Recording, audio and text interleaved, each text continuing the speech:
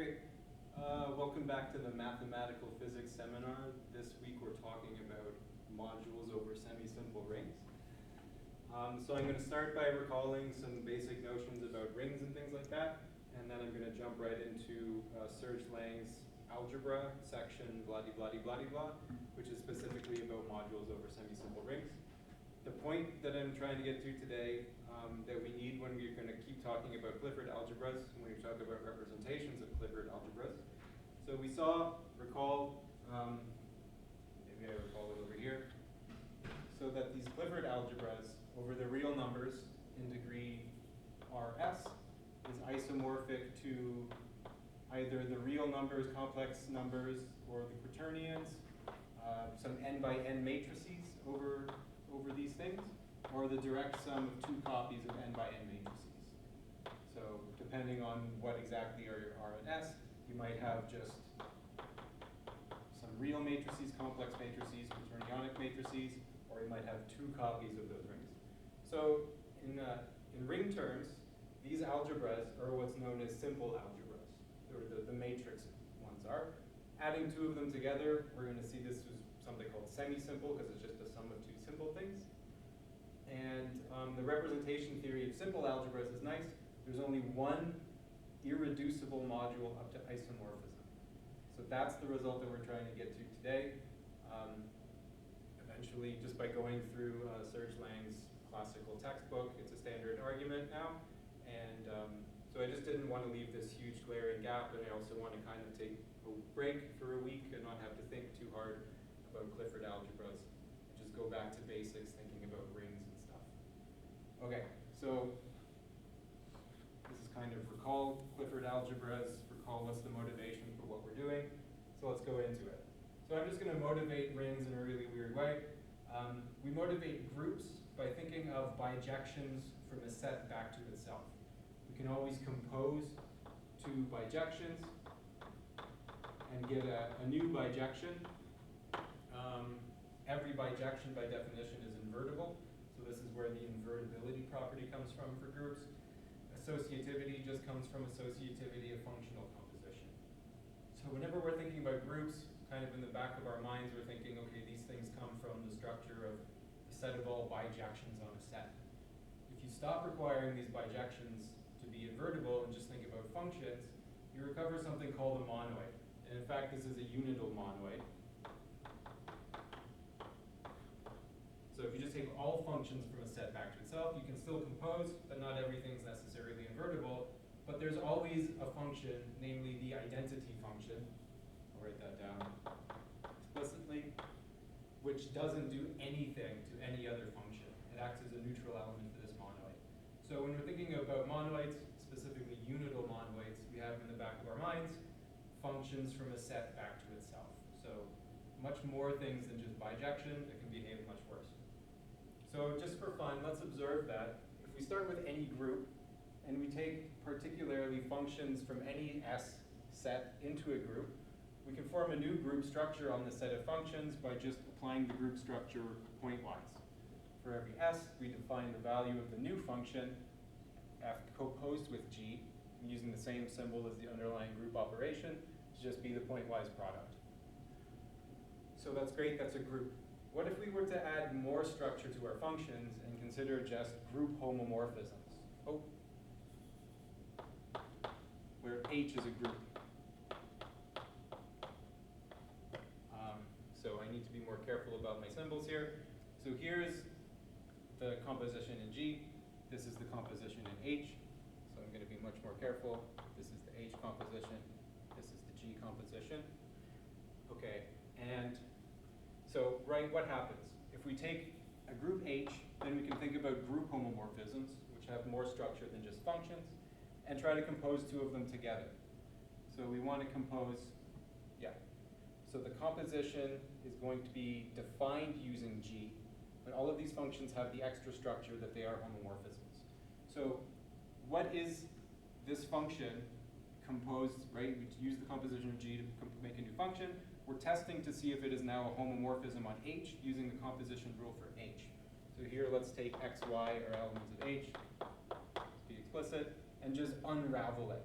So by definition, you take the value of f on x and the value of g on x, or on this input, and then you just multiply them together using the product for g.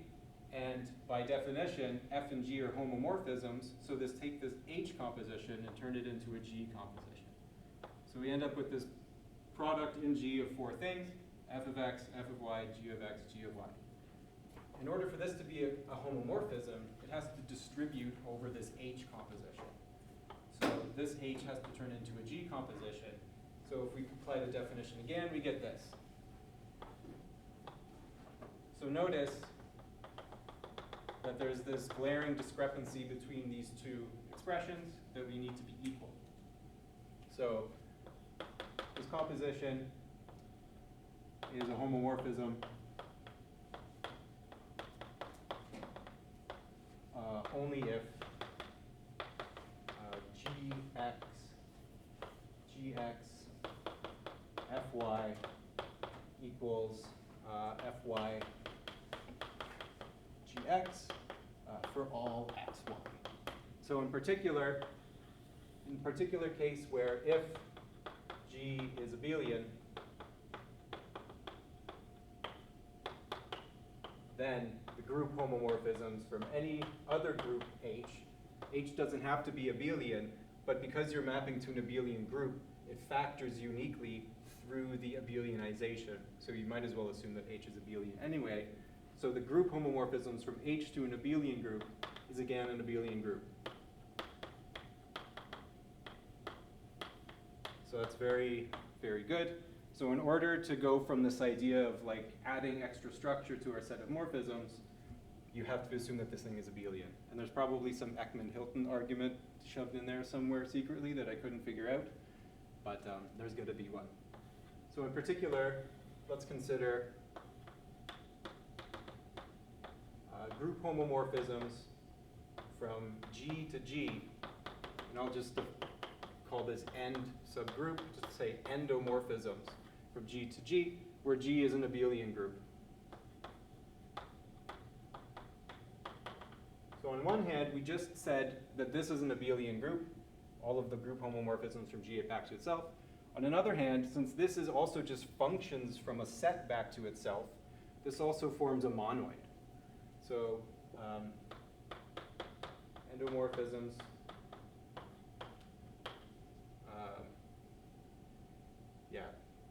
so is an abelian group. What am I trying to say? So this is abelian, and composition gives an additional monoid structure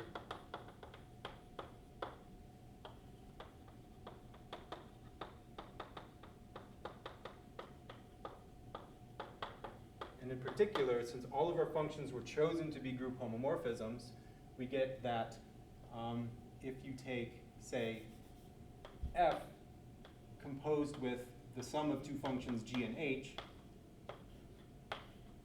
right? So in order to figure out, as a function, we have to plug in an x.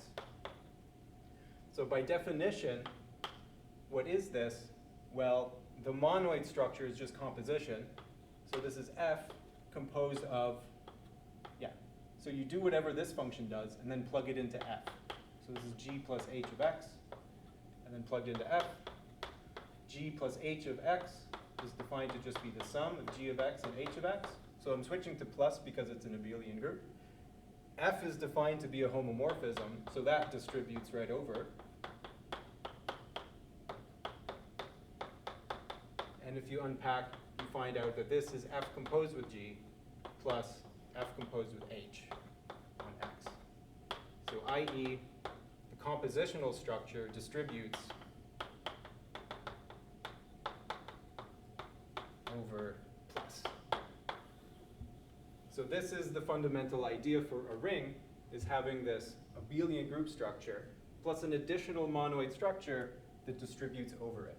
So the motivation for a ring, in my mind, motivation for rings is this set endomorphisms, or rather, I'll write it like this, group homomorphisms from G to itself, where G is abelian. I have a question. Yeah. Are there examples where this, like, the group homomorphism between H and G is a group, but neither H or G are abelian? Probably, maybe. Well, let's see. But neither of them are abelian. I kind of doubt it. Sort of doubt it, but I don't know. It seems like a very exotic thing you could. Like if you could construct it, it's probably very exotic. I was curious if you knew. No, I don't know on the top of my head, like explicitly, like that level of, what do you call it? I think it has to be abelian. Because like you can invert f of x and g of y on both sides and then. Oh, Yeah. I mean, like this group will always be abelian. That's true. Yeah, you need to have this square exactly. You can cancel those out. You have to have precisely that. Yeah, like I know that this group will always be abelian, whatever H and G are. Whenever this is a group, it has to be abelian. But is there an example where neither H or G are abelian, but this thing here is still an abelian group? Well, it has to be abelian, but is it still a group? If not, it's fine. But Let's see. I think g has to be abelian, right? Yeah, I feel like if that thing has a group structure, maybe you can use it to define a second group structure on G? Maybe not. Yeah. Yeah, I'm not sure. I didn't work out that detail off the top of my head, but I feel like if for H and G groups, whenever the homomorphisms turns out to be a group, then probably G does have to be abelian.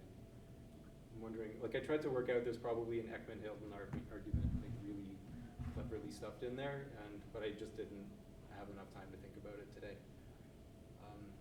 Okay, anyway, good question. But we're just going to restrict to the case of having abelian groups so that we never have to worry about this problem at all. Group homomorphisms are always an abelian group. So part of why I wanted to talk about this is the question of, okay, so a ring is normally defined as you have like a group operation, you have this monoid operation. So I thought, what if the group operation actually were non-abelian? So if you try to define a ring where the underlying group operation is non-abelian, what I found is that the FOIL rule doesn't work. So like, if you try to do like say F, what am I trying to say, F plus with a quotation mark around it to show that it's like a non-abelian addition, and then you try to distribute that over H plus K. So this depends on which way you distribute first.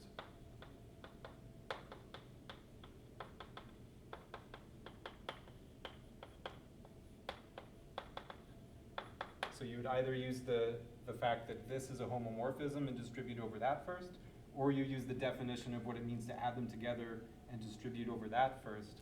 And if plus is not abelian, then like this expression doesn't have a well-defined evaluation. So when you're talking about rings, you definitely always want to be talking about an abelian underlying group operation. Yeah. Okay, so that's what I wanted to say about rings. What are rings and where do they come from?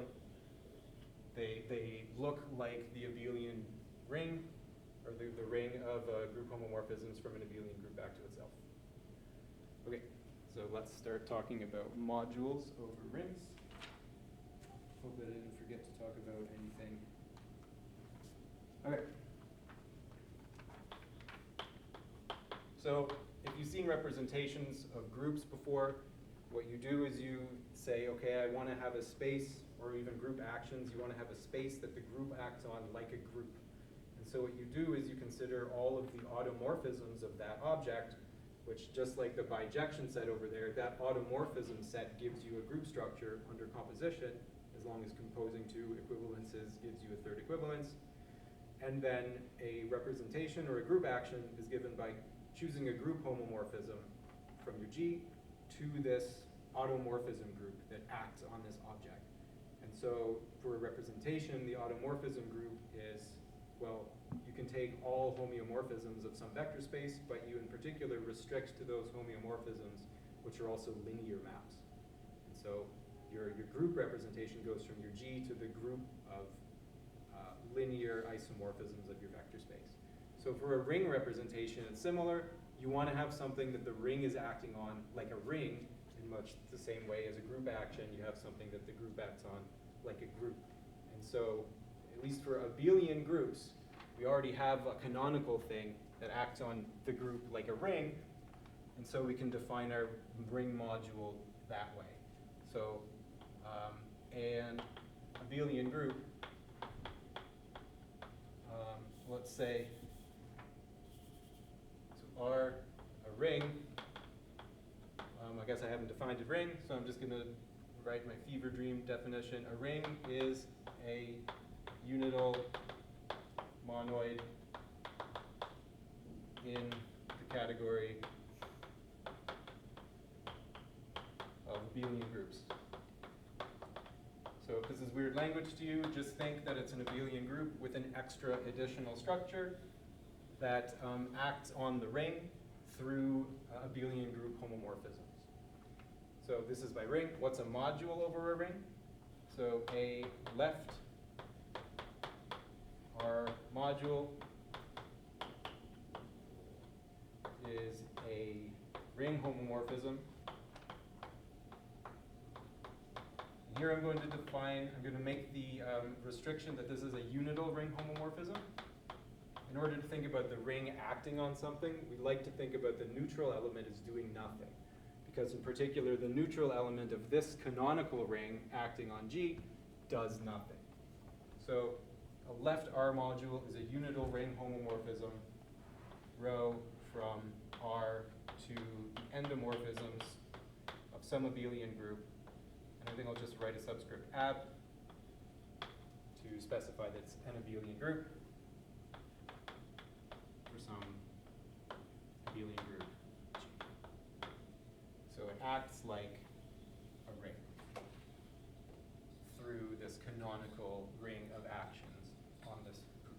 So spelling this out a bit, so we can think about more intuitively the module as a particular action. So more intuitively,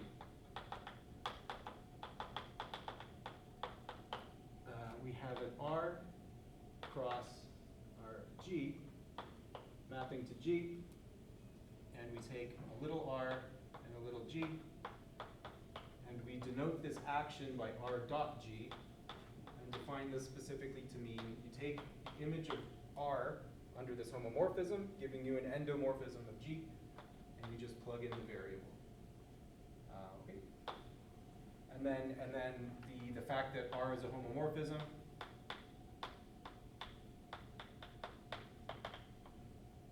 implies all of the normal conditions that you usually see for an R module. So R distributes over the sum.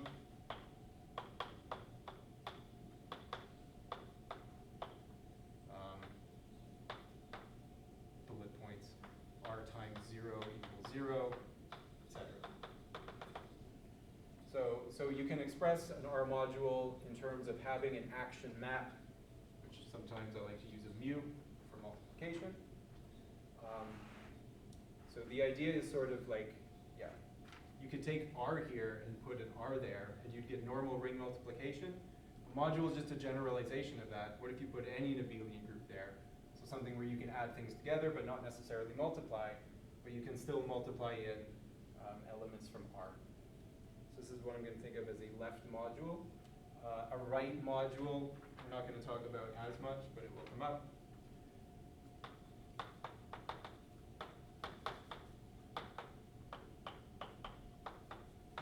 So here there's kind of no notion of where does the word left come from. Why is this a left action?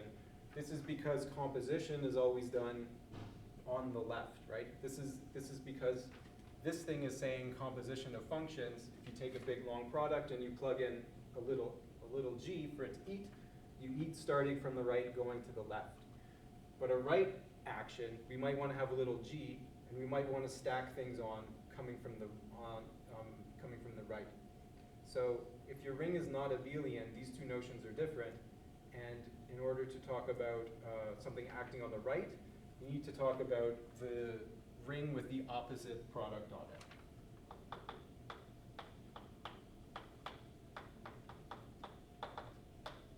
Just in order to get the order of composition correct, you need to go like this. So you go from R up.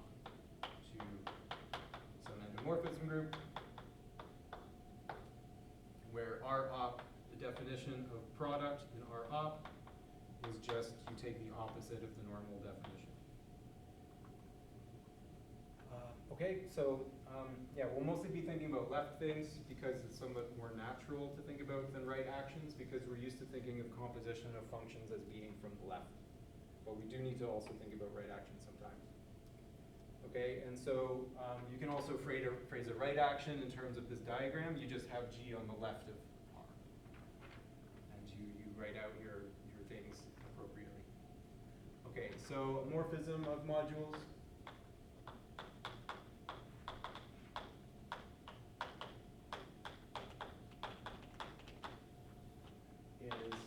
This one's a lot easier to express in terms of these diagrams. So this is a group homomorphism.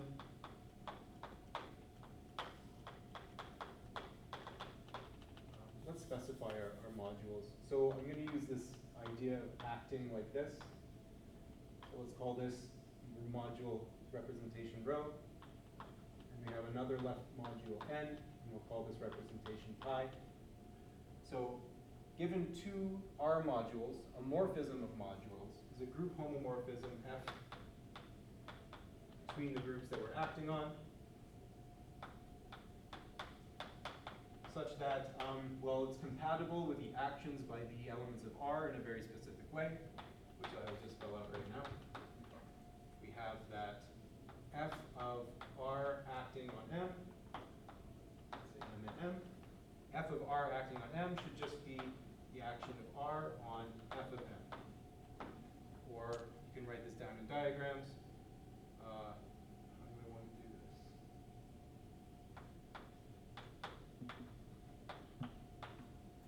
So this is the multiplication map corresponding to rho.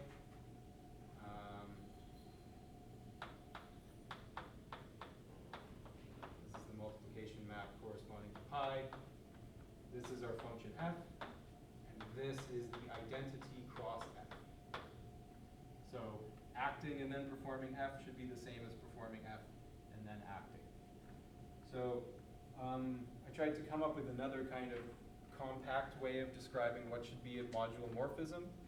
But just because you have a morphism between M and N, it doesn't give you a morphism between these endomorphism groups. But what you can say is that take group homomorphisms, let's say between M and N, for M and N modules. So this has the right action by, let's say left first. Which one's the left action by post-composition?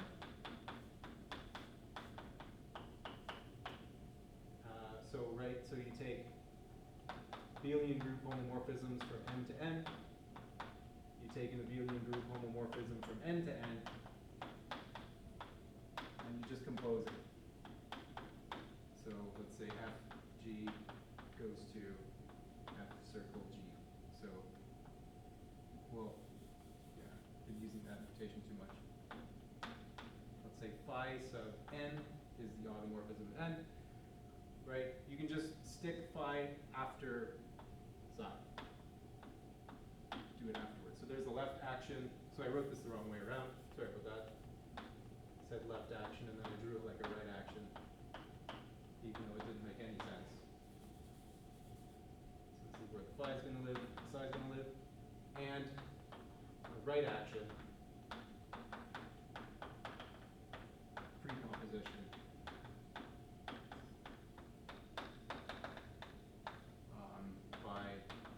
Endomorphisms of M. So the idea is that this thing being, so yeah, what am I saying? So this thing has an action on both of these endomorphism rings. So you act on the right by precomposition and you act on the left by postcomposition.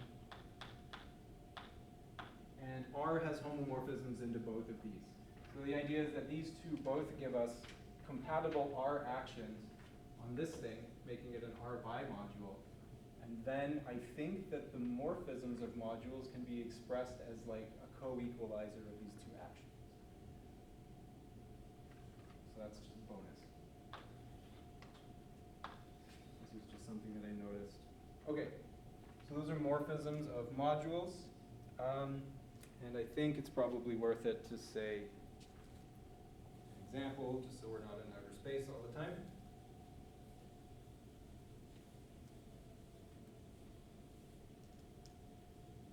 So I'm going to be focusing on two kind of extreme examples. They're not like opposite each other, but they are extreme. So K, let's say R equals K, field. So therefore, a K module, well, we just said, okay, it's an abelian group with an additional action by K. You can act by K like scalars. So a K module is a vector space. Right? If you go and look up the definition of a vector space, it's essentially the same thing as the definition of an R module, except you specified in a case where R is a vector field.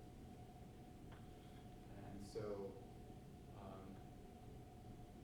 yeah, I want to go all the way over there, but then the camera has to follow me. So another word for a morphism of modules, of R modules, is we would call this an R linear map. So I'm going to probably say R linear a lot. So if you have a K linear, right, a morphism of K modules is just an abelian group from one of your vector spaces to another that's compatible with the K action. So a K linear map is a linear map. As we say in vector space land, this is what we mean by linear, is not only does it distribute over the sum, but it's also compatible with the scalars. Two, R is the integers. Okay, so note that if R prime is a unital ring, then there is a unique unital map from Z to R prime. Because the only thing, once you've set the number 1 in Z to 1 in R prime, you're forced to send n to n times 1 R prime, where specifically by what I mean by this is add 1 R prime to itself n times. So because this is in particular a homomorphism of abelian groups, there's only one thing that you could possibly do. So there's only one homomorphism that's unital from the integers to any other unital ring. And so when we say, okay, a left Z module is just a homomorphism to some endomorphism ring of an abelian group, but given any abelian group, there is a canonical, only one unital homomorphism from Z to that thing. So in other words, a Z module is an abelian group and nothing more. It just is an abelian group. A Z linear map between abelian groups is just a group homomorphism. So these are kind of two very different examples that are both encapsulated by the notion of a module. Abelian groups are just modules with no extra structure. Vector spaces are modules with a lot of extra structure coming from being able to scale by elements in a field. Okay, so basic stuff is done, I think. That's kind of the version of rings and modules that everyone probably sees. Does anyone have questions about that before we move on to stuff? No, but I have a comment about my question before. Okay. I think you're right. You can always take, you have always, at least up to natural isomorphism, you can always take G to be abelian, because if you replace F equals to G above, means that all the homomorphisms have to map into the center of G. So you can always just replace G by the center of G, and it always has to be there. And I think you can even say more, because then it has H, the homomorphism has to pass to the abelianization of H, so I think you can even say more than that. Okay. But diagnostic G to be abelian. So you're saying that it's possible that G is not abelian, but your image would still have to be in like the abelian subthing. Yeah. Yeah, Yeah. that makes sense. Yeah, I was thinking something like that. Like you can think about where exactly which of the homomorphisms could composable into abelian groups, and that's like a very technical problem, and so you might as well just assume it's abelian group. Yeah, no. Good point. Okay. What else? Sounds good. Okay.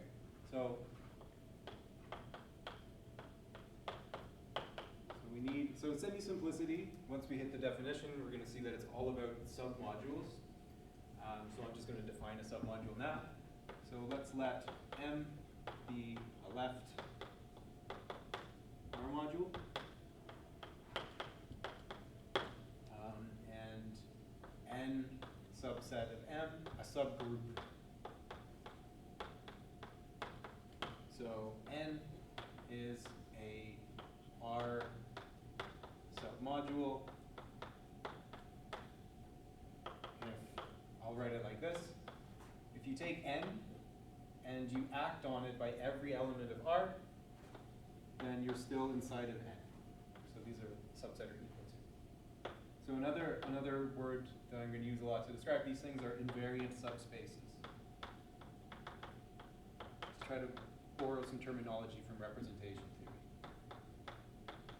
So these are kind of like absorbative subsets of the module where you might have something outside of N, and no matter what you try to hit elements of N with scalars, you'll never reach that element that's outside of N somewhere. Okay? So these are submodules. And then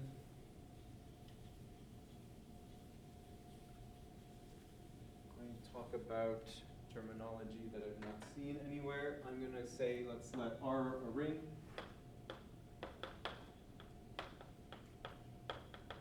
And I'm going to say, I hope this doesn't conflict with any other termination. I'm going to call the canonical module R acting on itself. So R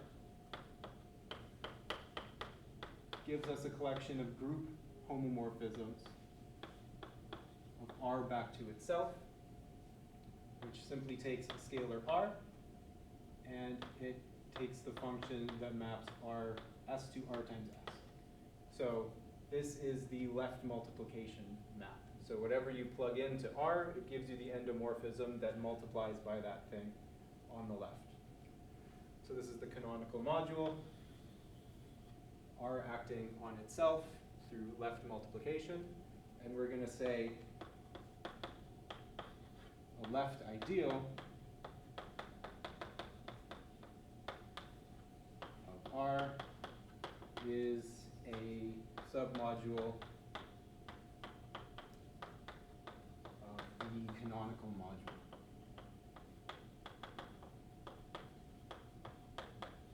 So it's actually an additive subgroup of R that absorbs multiplication by every element in R. So let's say L. Write it more descriptively like this. So left ideal in R has this property.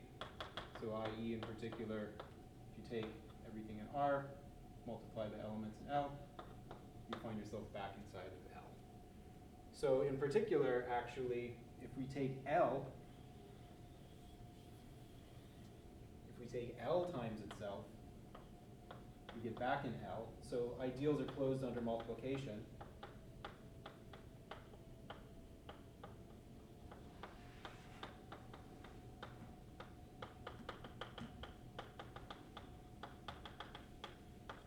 But they almost never contain the unit of R and aren't necessarily unital themselves. So if, let's say if one of R is an element of L, then in fact L equals R, because L is going to contain every element little r, because you're just going to multiply this unit from R and get little r back for everything in big R. So if an ideal contains the neutral element of the ring, then you're everything. but in general, it's just a subset that's closed under multiplication. It's possible that there is an element of L that acts as a unit for L, but isn't a unit for the bigger ring. And we're going to see some examples of that when we start doing like the structure theorem proofs. Okay, so this is the left ideal. And what else did I want to say? Okay, chugging on. Some modular morphisms. All right, so now we can get to the actual content that we're going to want to get to today.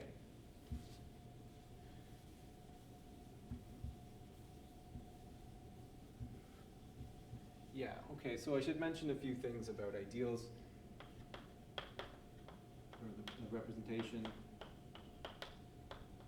There's standard stuff that you can do to modules, like there's morphisms, have kernels and images.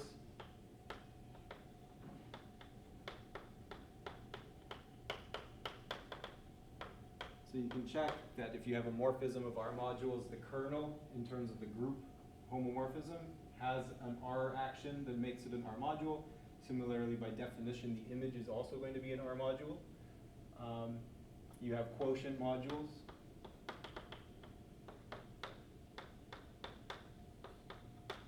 And in particular, you have things like the first isomorphism theorem for modules.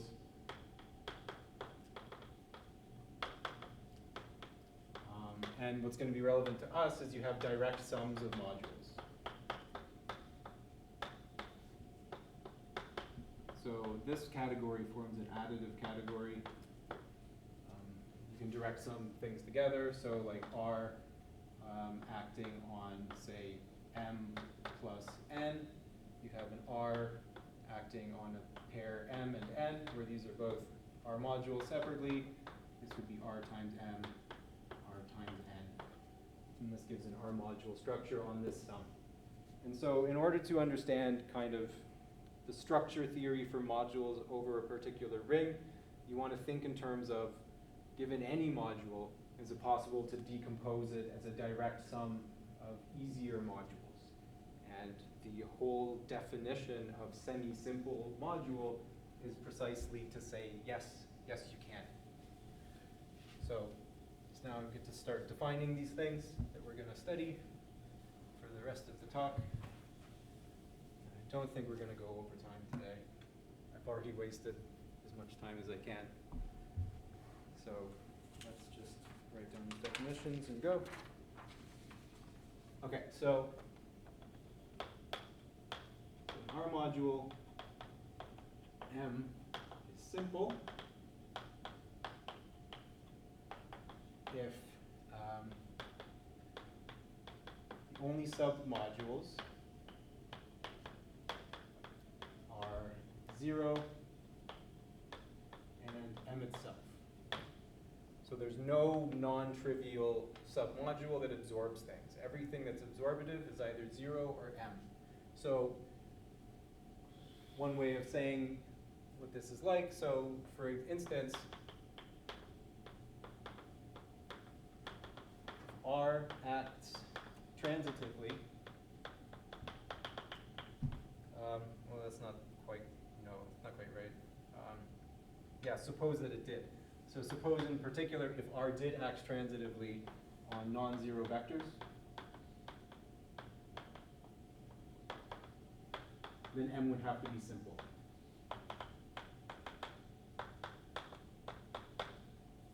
Right, because if M had a non-zero invariant submodule, because of transitivity, right, given anything else, you'd have to take something inside of your submodule and translate it to that other thing. Everything has to be inside of that submodule. So yeah, this is a very particular case where you would get a simple module. And then we're going to define semisimple.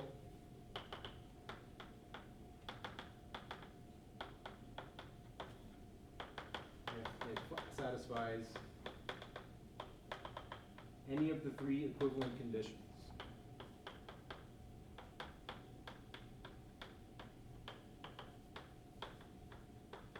So this is when I'm going to start blackboxing things, because I only really wanted to present content from a particular section of Lang, And this was from a previous section, and the proof is a little more technical than I wanted to go through and learn.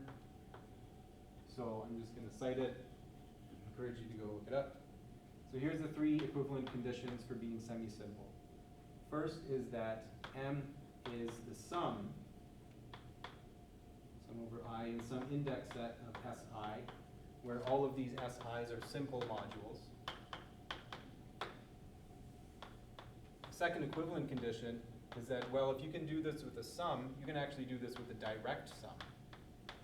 So you can do this using simple modules whose intersections are all the 0 modules. So these are still simple. And the third is just a general complement type of condition. So if n subset of M is a submodule,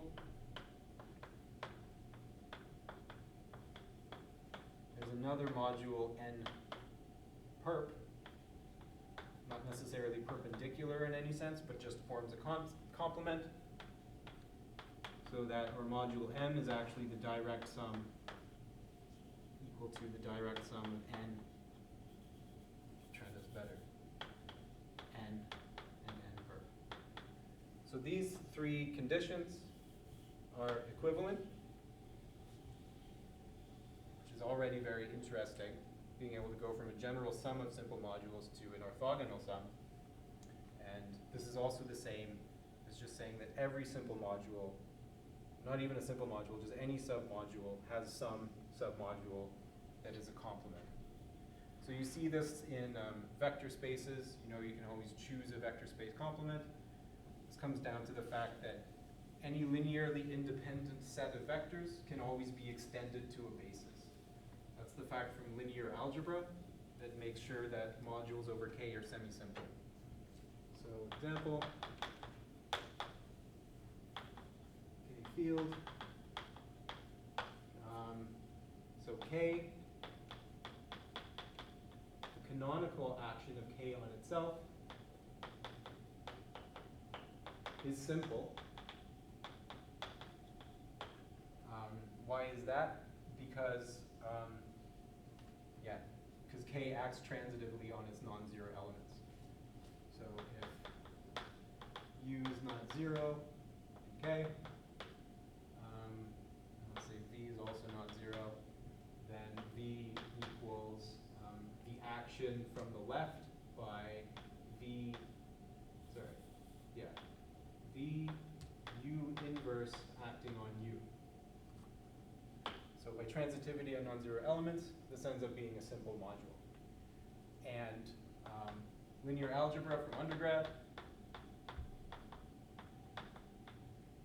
says that all K modules are semi-simple.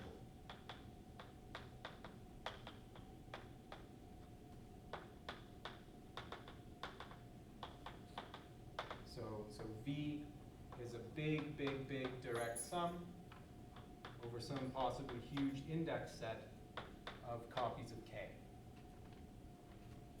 So every vector space has a basis. That's what that means. But in module theory, this translates to saying that every module over a field is semi-simple. So now let's look at a non-example, which is our other case of the integers. So this is kind of a non-example. So R is the integers. So what are the simple R modules?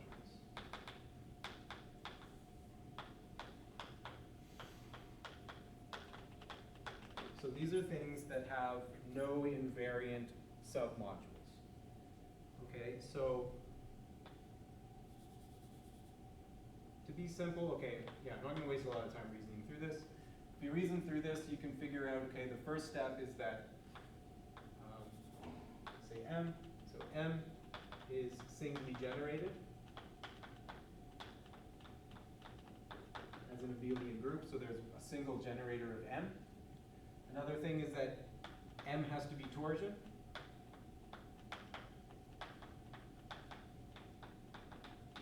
Otherwise, you're going to get, right?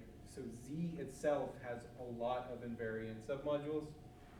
Every ideal of Z is a submodule. So like, yeah, NZ Z is a submodule or a left ideal. And so Z is certainly not the direct sum of all of these because they all intersect in another ideal of the same form. So you can figure out that if it had this copy of Z sitting inside, then it can't be simple, so it has to be torsion. And in fact, if it's Z modulo a composite number, then it also has to have invariant subspaces. So the only simple modules are in fact Z mod PZ for P prime. So you can go think about that and see why that should be true. So therefore, the semi-simple Z modules are big sum over some huge index set of Z mod Pi Z, or Pi r prime, not necessarily distinct. So I did forget to say one thing, so I guess I'll just do that here. So in particular, we know what simplicity and semi-simplicity mean for modules, and via the canonical representation, we can at least define semi-simplicity for a ring. So a ring is semi-simple if the canonical module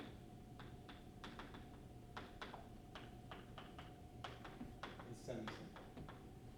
So the ring acted on itself by left multiplication has to be a direct sum of simple modules. So for example, fields are semi-simple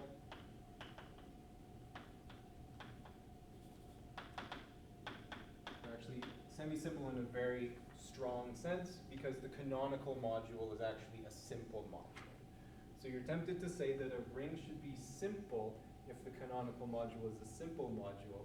That turns out to be the wrong definition. And so I'm going to define what a simple ring means later. For now, we're going to take this definition of semi-simple to be a sum of simple modules. So if fields are semi-simple, they're in fact especially nice. Z is not semi-simple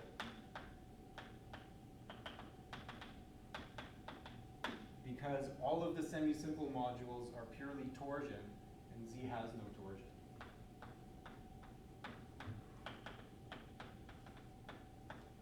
So, fields are semi-simple, Z is not semi-simple. Here's a lemma. Matrix rings. Well, I haven't, over. No, I'll leave that for now. Okay. Great. So we've gotten some technical definitions out of the way. I think I'm going to start to be able to do stuff soon. There's a ring. Did that. In your algebra. Okay.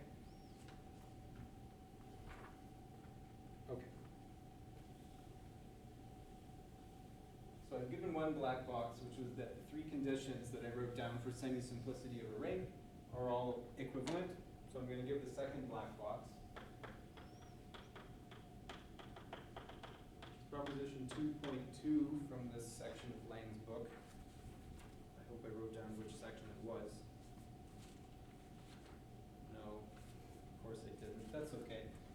We'll just call it proposition 2.2 to distinguish it from propositions in section 4. So M is a semi-simple,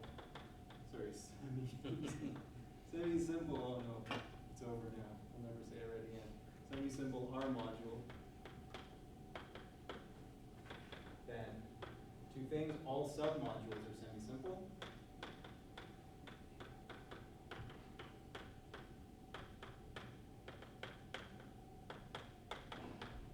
And all quotient modules are semi-simple.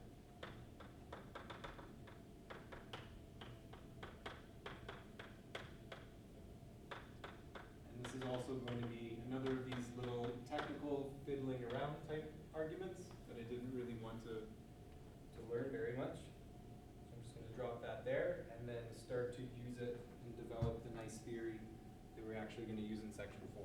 So I haven't actually presented anything in section 4 yet, other than the definition of a semisimple ring. So let's actually get down to business now.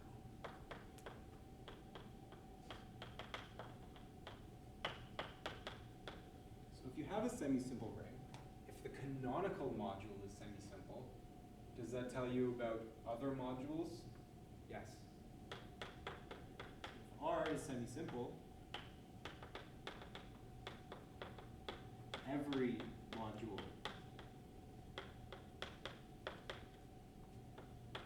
over R is semisimple.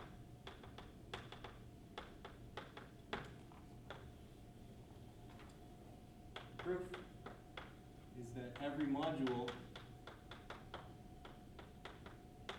is the quotient of a free module. So how did I do this? So here's M. Here's a big sum over all M and M of a copy of R. And we have a map from here to there that takes a little r sitting in the direct sum for element M, and we spit out an element of M by taking R acting on this M. So since this is a free module over elements of R, we can define, what am I trying to say?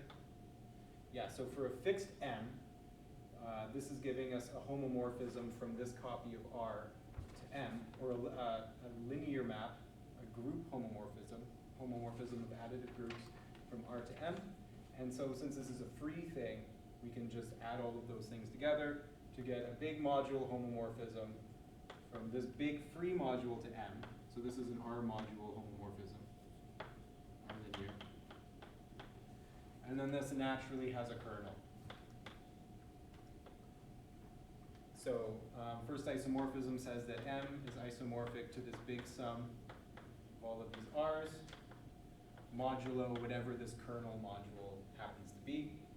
And so since each of these R's is a direct sum of simple R modules, the really, really big direct sum is also a direct sum of simple R modules. So since this is semisimple, M is a quotient by this black box, M is also semisimple. So every module over a semisimple ring is semisimple. Interpreted in linear algebra terms, this says that every vector space has a basis, again. Okay, so good, I already did these examples. Okay. Right, so the next lemma is going to be the one that kind of does all of the trickery for us. It's a really, really nice, clean result that plugs into the later structural theorems many, many times. Well, I mean, it's not going to be that much later to let us actually do things. So lemma 4.2. All right, so let's let L subset R be a simple left module, or ideal rather. So not only is it an R module, but it consists of elements from R, so it can act on other things as well. So it's a simple left ideal. And M, simple left R module.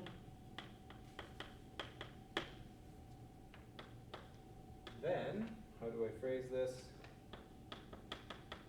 Either there's an isomorphism between L and M, isomorphism of modules, or when you take the action of R on M and we restrict it to L, it's completely zero. So L is the annihilator, or it's in the annihilator of M. So if you start with two simple things, you take a simple module and you try to act on it by a simple left ideal of R. Does R have to be semisimple here? No, I don't think so. R doesn't have to be semisimple here. This is the assumptions and this is the outcome. Either your simple left ideal is isomorphic to your simple R module, or they have nothing to do with each other. Nothing is preserved by acting on M via M. So here we go. So notice the following. So if we take R acting on this element Lm, so whatever Lm is, by associativity of this action, this is going to be R acting on L, acting on M. Since L is a left ideal, it absorbs the R, so this is just Lm again, or rather its container equal to Lm. So Lm is a submodule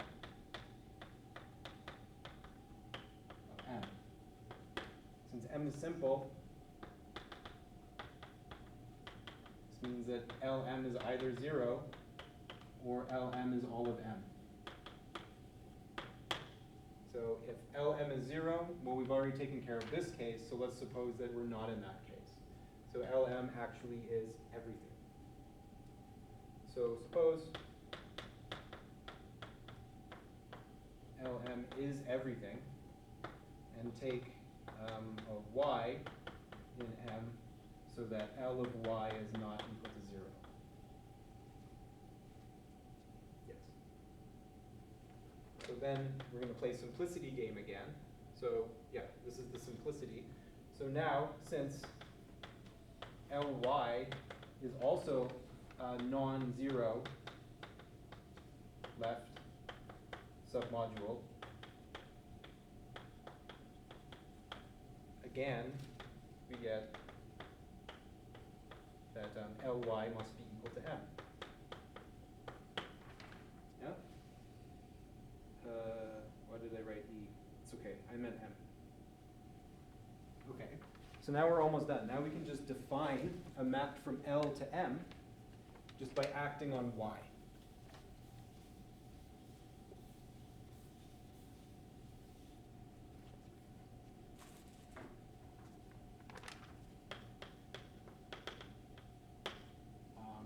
We'd call the map acting on Y. It goes from L to M. So any alpha in L goes to alpha acting on Y. Okay, so this is a module homomorphism. So this is R linear. And in particular, it's surjective by what we just said above. The kernel of times Y is again a submodule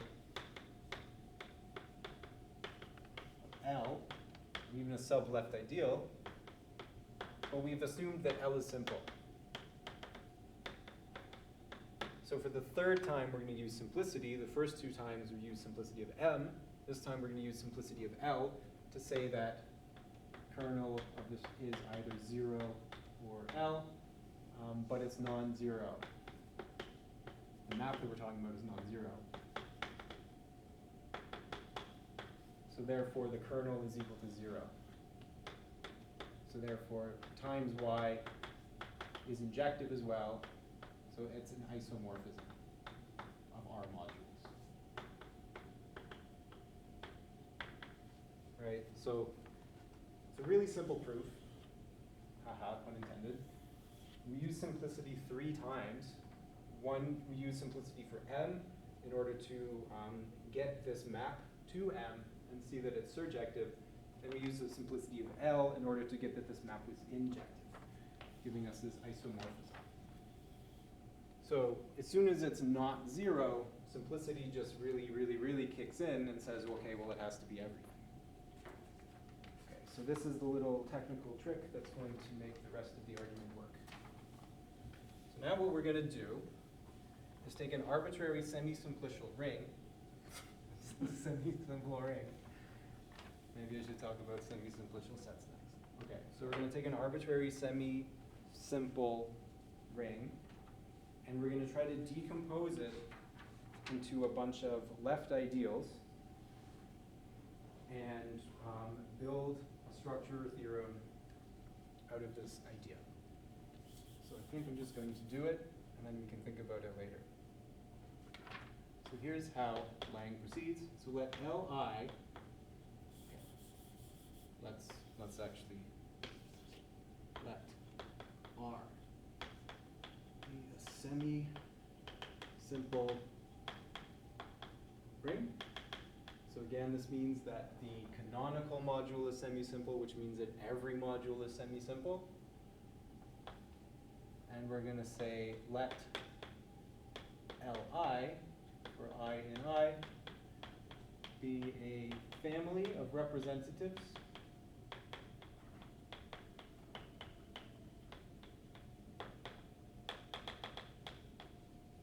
of isomorphism classes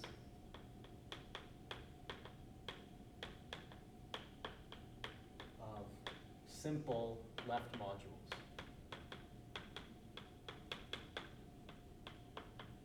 So what do I mean by this? I mean R has simple left modules.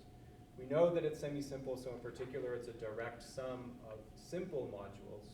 So we know that there have to be some simple ideals. I think I meant to say ideals, but in this context it's kind of the same thing. So there are some simple left ideals, so let's just take all simple left ideals. And from each isomorphism class, let's pick out one of them. So in particular, from the lemma, we know in particular that Li times Lj is 0 for I not equal to j. That's one thing that we know about these isomorphism classes of left ideals. And we can also write, let's say Ri is defined to be the sum of all, how do I say this? All L isomorphic to Li. So this is the sum of all simple left ideals that are isomorphic to a fixed one, Li.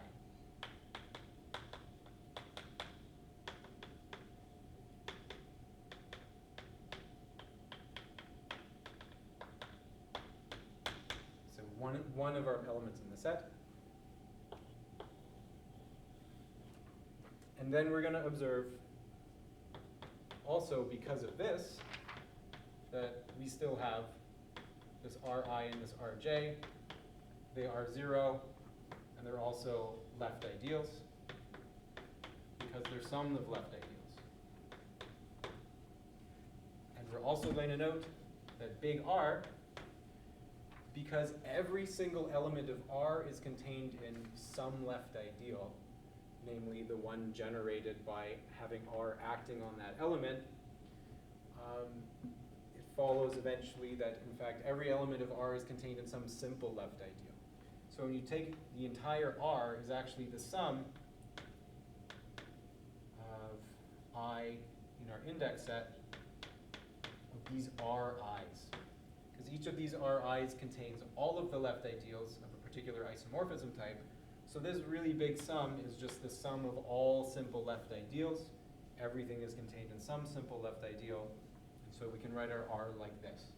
It's not necessarily a direct sum here, but it's just every element in the ring, every element in Ri is the sum of some elements in these isomorphism classes, but it's not necessarily a unique expression.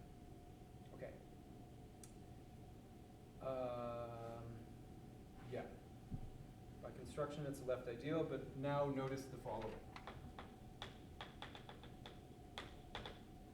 So if we take Ri, now what happens if we multiply on the right by R? So this is Ri sum over all j Rj. But any Rj where j is not equal to I will give us 0. So this is just Ri times Ri. And since this is a left ideal, this is contained in Ri. So in fact, each of these Ri's are right ideals.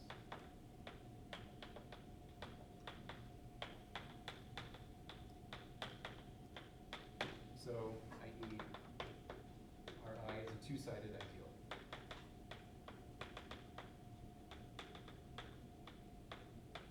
So that's kind of surprising. We just added together a bunch of left ideals, and all of a sudden it became a right ideal, because we've added everything that's isomorphic to this particular L, and every other simple left ideal just annihilates this one. So by virtue of that we've encapsulated exactly everything that's isomorphic to Li, and everything else is just going to hit us with a big 0. this thing actually pops out as a two-sided ideal. So this is good progress. We've taken our R and we've broken it up to a sum of a bunch of interesting two-sided ideals. And we get to go a little bit further than that as well. So now let's go into outer space. So consider the neutral element 1. And we can write 1 equals E1, 1's weird, to ES, where EI is in RI. So I've reordered my indices.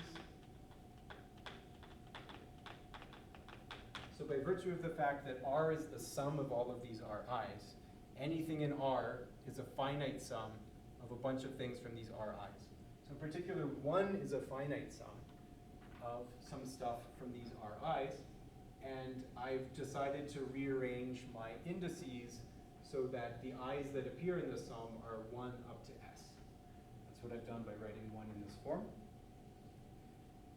Okay, so only finitely many appear in the sum. This is important. Now for any x, do the same thing.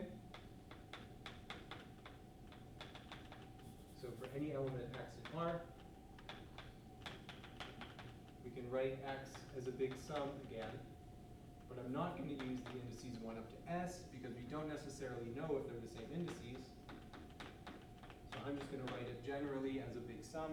It's a sum of finitely many things, but we don't know which things are non-zero yet. So where xi is in Ri. So now make the following observation.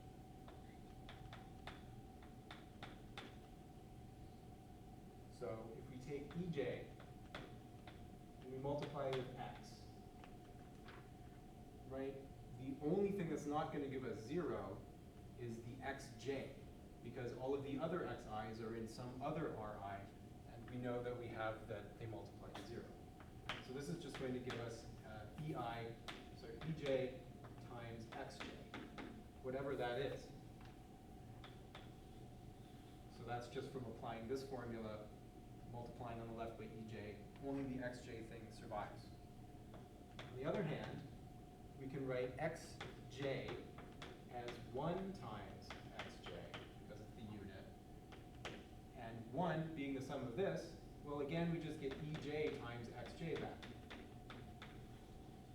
But that's great, because now we can just equate these two and see that this xj in our sort of arbitrary sum that we just made up is uniquely defined by being ej acting on x. So these ej's are picking out for us the actual contributions from these two-sided ideals to this element x. And so not only, so in fact,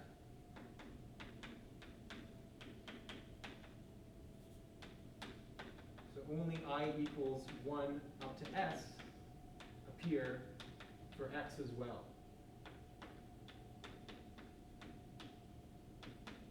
Right, so for any j that's not in this index set, it's going to automatically be 0 because 1 times that element is automatically 0, because 1 is a sum of things that don't come from that ideal.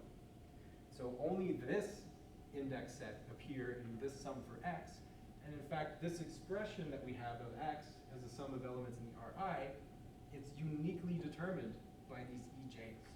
So not only do we get a sum over the Ri's, we get a direct sum over the Ri's.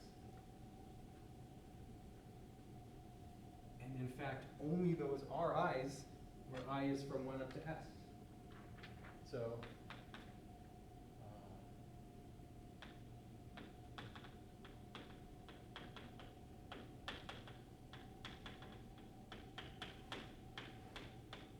right, so R is equal to the direct sum, I equals 1 up to s, a finite direct sum of R modules. So, and this is of R modules.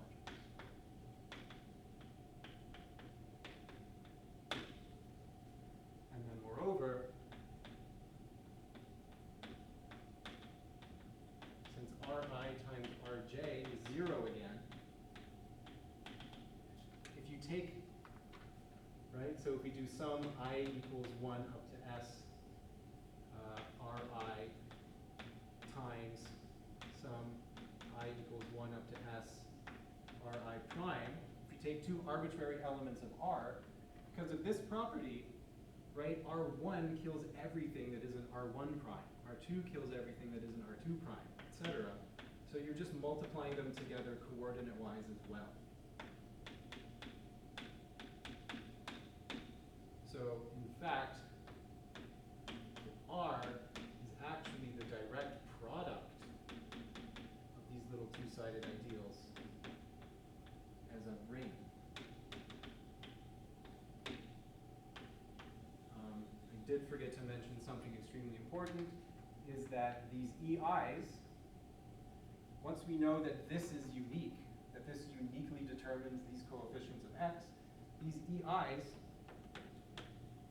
are actually the unit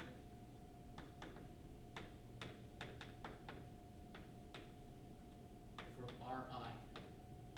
Because if you take anything that's in Ri, well, it's the only thing there. Our EI has to come in and give it back, right? So if you just have an xj and all of the other xj's are 0, right? So if your x is equal to xj, then your ej of x equals xj equals x, right? So the EI is going to be the unit for this Ri. I said earlier that the left ideals are closed under multiplication. So these Ri's are two-sided ideals, they're particularly left ideals, and they actually have a neutral element in and of themselves, these EIs. And these neutral elements add up to give you the one of the ring. So in fact, the ring splits up as a ring, not just an R module, as a product of these Ri's. So it seemed really weird. Why are we doing like nothing? We're just adding together these left ideals that are all isomorphic. This perfectly decomposes our ring as a product of simpler rings. How much simple? Okay, well now we actually are able to state the theorem that I just proved and then define what it means for a ring to be simple.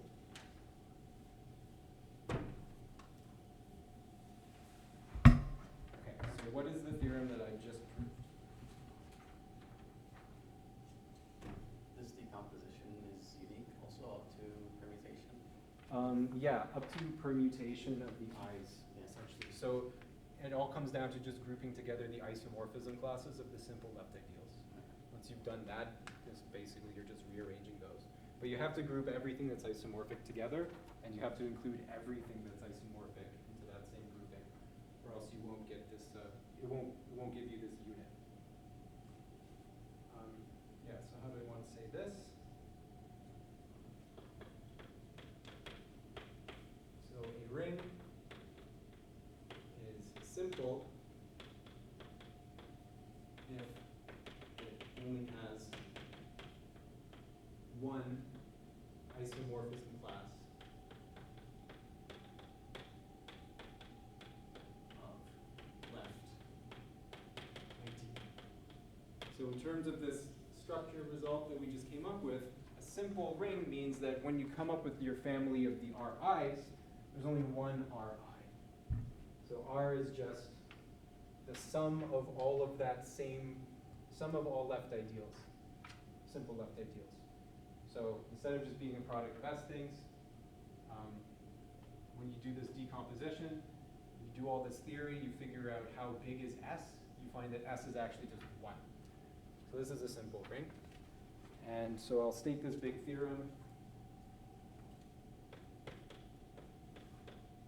And draw our corollaries, and then discuss some examples or something where we can just leave.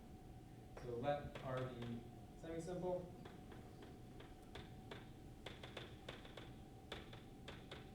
Then, so there are finitely many. So we got finitely many because 1 is just a finite sum of things. Isomorphism classes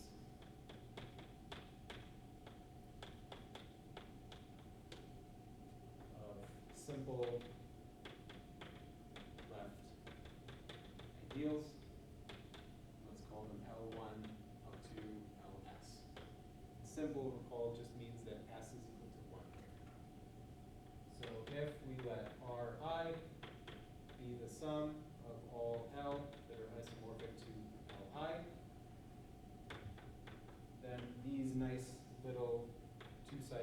ideals have some nice properties. So one, they are two-sided ideals.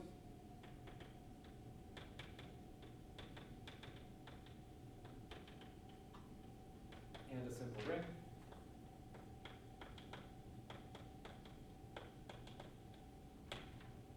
Two, R is isomorphic as a ring to this direct product.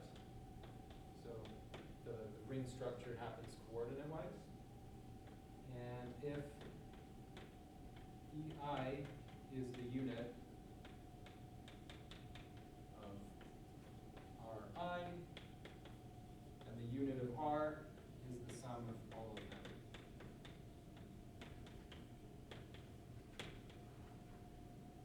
And also their products are 0 whenever they aren't the same. This is our structure theorem for semisimple rings. They break up as a product of simple rings, where these simple rings are just assembled from all of our simple left ideals of the same isomorphism class. Okay, so that was the main theorem. Does anyone have questions about that theorem before I do the corollaries that we actually care about? Just do the corollaries. Very exciting topic. Okay, so theorem 4.4. This is about actual modules. So let's let R be semi-simple. M, the non-zero R module.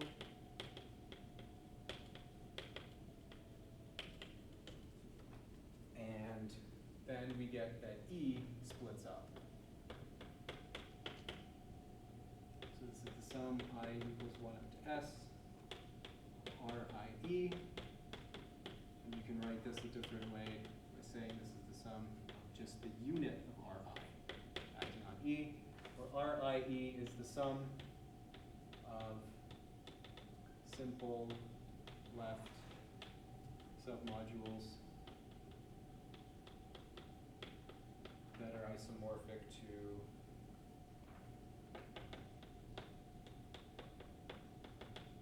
LI. Yeah, let E be a semi-simple module. Yeah. Lang uses E's, and I prefer M. Got it.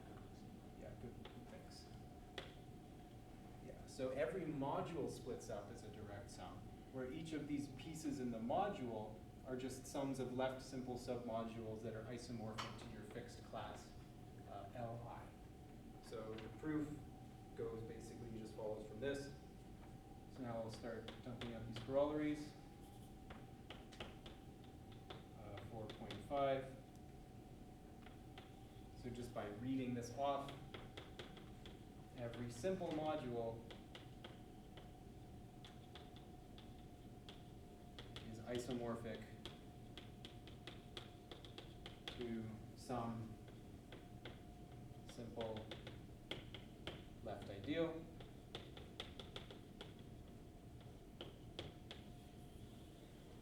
And so finally, here's what we're going to use when we actually get back to business, talking about Clifford algebras.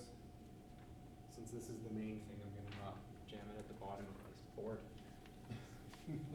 Put it where people can see it.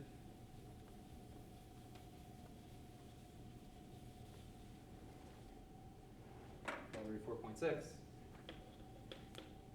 is why I spent an entire week thinking about this stuff, is that if R is a simple ring, in the sense that it only has one isomorphism class of simple left ideal, then all irreducible modules, meaning simple modules, I haven't used irreducible at all today, but that's what I mean, it's a simple module, are isomorphic. This is because in particular they're all isomorphic to the unique isomorphism class of left ideals in R. Okay. that's the corollary. I do have some minutes, probably not going to take up the entire 2 hours.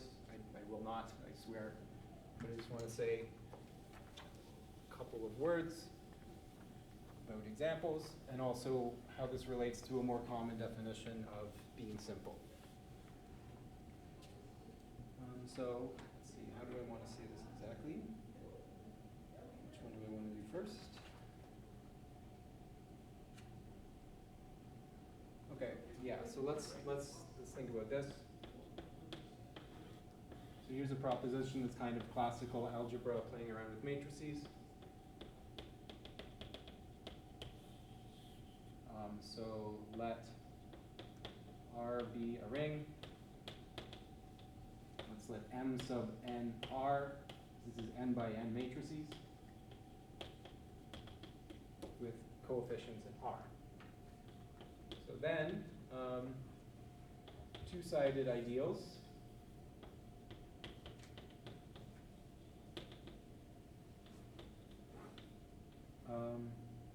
Oh no. I have to do this the other way around. Sorry. Shouldn't be wasting so much time at the end of the talk. Everyone's already bored. Okay. So let's relate this to the more common definition that you see of simplicity on Wikipedia, for example. So if R is simple, and I think I forgot a clause over here, a ring is simple, it has to be semi-simple first. So you're required to be semi-simple so you can invoke the structure theorem. And then once you have the structure theorem, you say, okay, well, there's only one factor. So if R is simple and hence semi-simple, rather we can say that R is simple if and only if the only two-sided ideals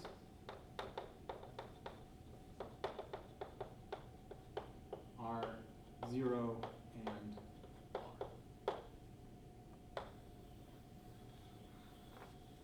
Okay, so when you take a semi-simple ring, it's the product of a bunch of two-sided ideals. And so I'm claiming, right, well, if there's only one isomorphism class of modules, then you're only going to get one thing appearing in this product. So I'm claiming that that thing doesn't contain in itself any more two-sided ideals. So let's just sketch why this is true. So if I is two-sided in R, for R a simple ring with this left business, so we write R is I plus a complement, and then what do we do? Yeah. So I perp is not 0, contains some y that's not 0, and we also know that R acting on y is a simple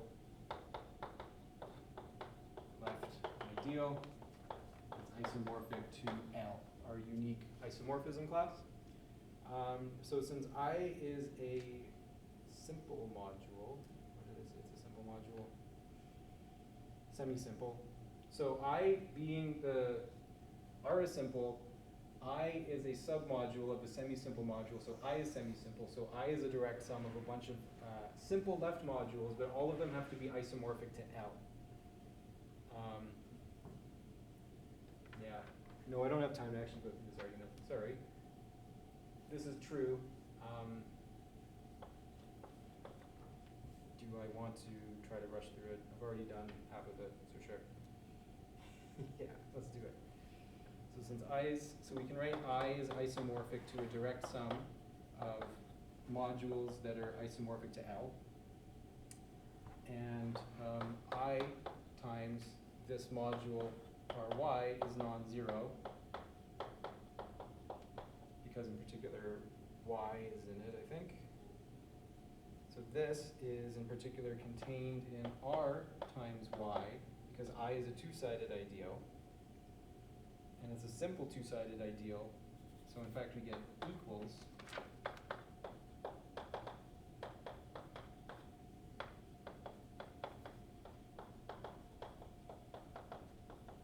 I don't know why I semisimple. I think it is. And then this was contained in iperp. And so since you have I acting on something lands you in iperp, that's a contradiction because I was a two-sided ideal. So we have a contradiction to the fact that I intersect iperp is 0. So if I was if I was a little less discombobulated, I would explain that better. But I really wanted to point out that this definition that Lang gives isn't the same one that you typically see, but they are the same. And you just have to use some simplicity a lot, use some of these orthogonal complement conditions for definition of some semi-simplicity, etc. So this was just to set up this proposition that I almost wrote down but didn't.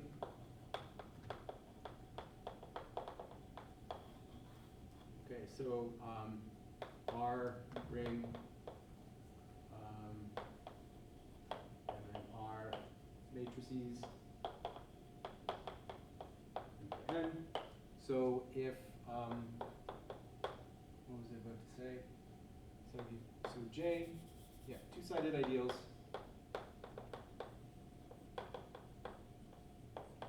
Of M and R are of the form M and I for I, two-sided ideal of R.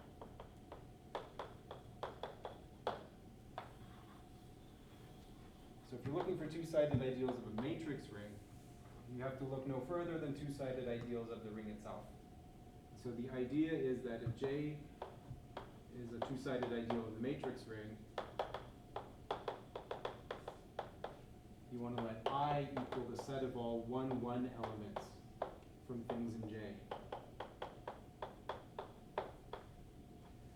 So it's clear that this is an ideal. So one direction is easy. If you have an ideal in M, then it gives you an ideal in M and R. But this is kind of weird, just taking the 1, 1 coefficient from any matrix that's in J, but then you do some matrix operations, conjugate by elementary matrices, that's what I meant.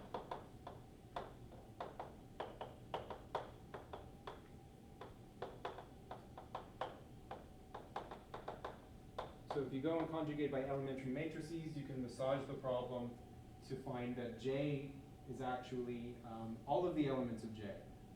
Like all of the entries of anything in J are actually in I by just taking all of these 1, 1 elements and just conjugating by elementary matrices until things work. But it has to be a two-sided ideal because you can't just multiply on the left or the right by things. You have to really conjugate. So that's something that I'm not going to spell out because I didn't want to think about it too hard. But the point is that I'm trying to get after all this time. This is really, so if R is simple, then the n by n matrices over R is simple. So in particular, if R is a field or a division ring, so K of n, which, yeah, so i.e., so R, real numbers, complex numbers, quaternions, so i.e., most CLPQ or RS. Most of our real Clifford algebras actually are simple because they are n by n matrices over one of these things, but otherwise they're semi-simple.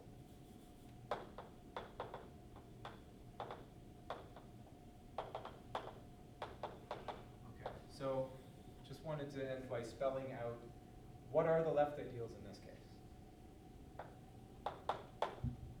So in our big decomposition, what are these left ideals?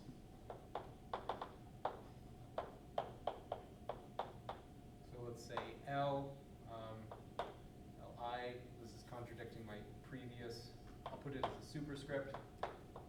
So Li is just going to be all of the n by n matrices that are concentrated in column I. So 0, I minus 1, I,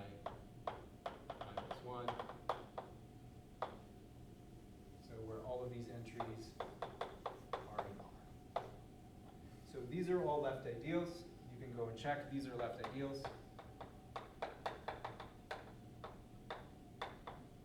But they're not right ideals.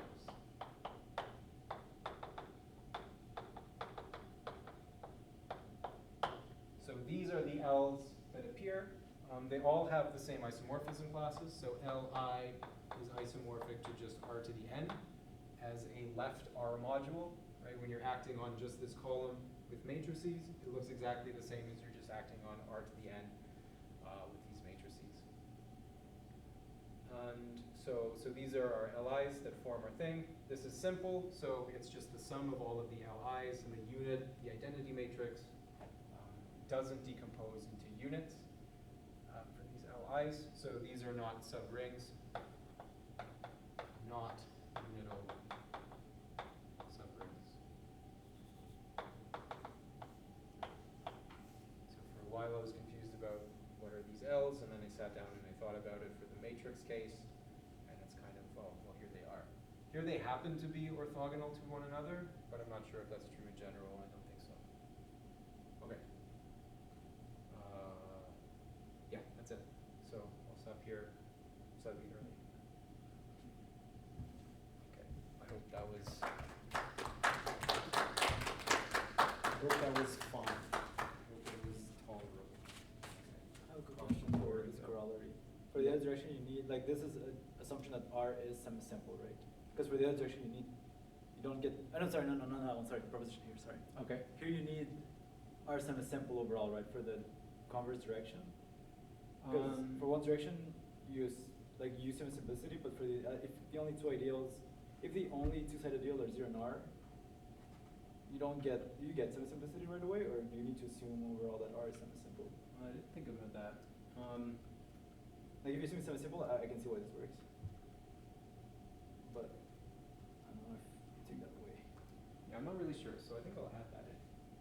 So let's take R as semisimple, just to make sure I'm not totally lying. So if we start with R semisimple, then in fact it's simple if and only if you get this two-sided ideal thing, because you can invoke the structure through. Yeah. So if you only have these two-sided ideals, you want to go the other way, you want to know that R decomposes already into this product of two-sided ideals.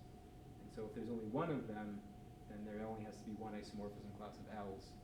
So yeah, I think probably you do need semi-simplicity to make the other direction work. I'd say, yeah. I didn't think about what are the left ideals for the Clifford algebras, though. Maybe we'll talk about that next time. Yeah. So this is a lot of work just to like not take this as a black box. I don't know. I think it was worth it for me to learn all of this stuff, but I'm not sure if I communicated it in an entertaining way. I just said some stuff. I like the definition of a ring as a monoid in the category of. That's the correct way. That's what a ring is, though. Morally speaking, that's really what a ring is. I've seen like this stuff for like the groups and the algebras, I guess, but like I've never seen it like for like this kind of stuff. But it's cool, like all the same theorems apply. The Schur's lemma and the isomorphic decomposition. Yeah. Schur's lemma was in like section 2 or whatever of this chapter, so I didn't present that. But yeah. That was the one that you did either they're isomorphic or they. I think it's just like the group version of that. Yeah. Yeah, I think it's more general than what I wrote down. So I just wrote down if you have any simple module and any simple left ideal, the ideal acting on it is either 0 or it's everything, or you get an isomorphism. I think that's true for any two simple modules. If you have a module morphism between them, then it's either an isomorphism or it's 0. I'm pretty sure that's just generally true. But that was the version that I needed, was incorporating the action from the ring itself right away. But yeah. Yeah, cool. I'm not super comfortable thinking about algebra all the time, so it was fun to just do something different for a week. Also, I think the thing I said at the beginning about you can replace G to always be a Boolean, I don't think it's true. It's false. Oh. But you can reduce the problem. Actually, I don't think it's an easy problem. I think it's a complicated problem. Okay. So I was thinking like, you have chalk over there? I'll grab it. Yeah. Oh God, chalk all over my shoes. Because what I'm saying is, if you have HG, okay, so you have the condition that you always need fx gy equal to fy. No, Yeah, it's GYF. gyf. Usually for every x and y, these two are commute. Okay, so what I was saying is like if you take f and g to be equal, it means that like g has to map into an abelian subgroup of G, because the image of, if you take f equals to G, the image has to be abelian. But that doesn't, like, what I was saying is like that means that the image has to be in the center, but that's not necessarily true.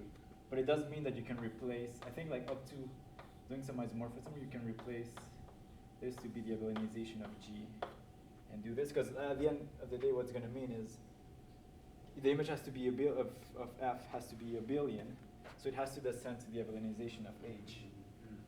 And so all you're really looking at is homomorphisms. Like again, if you give me one, I can get the other.